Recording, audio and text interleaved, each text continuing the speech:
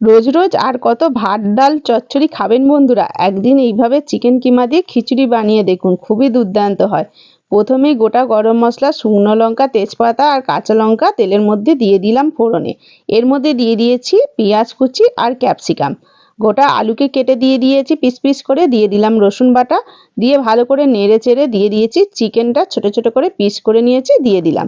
এর মধ্যে দিয়ে দিলাম আদা, জিরে, টমেটো, হলুদের গুঁড়ো আর দিয়ে দিয়েছি লবণ, লঙ্কার গুঁড়ো। সমস্ত মশলা দিয়ে চিকেনটা কষিয়ে নিয়েছি।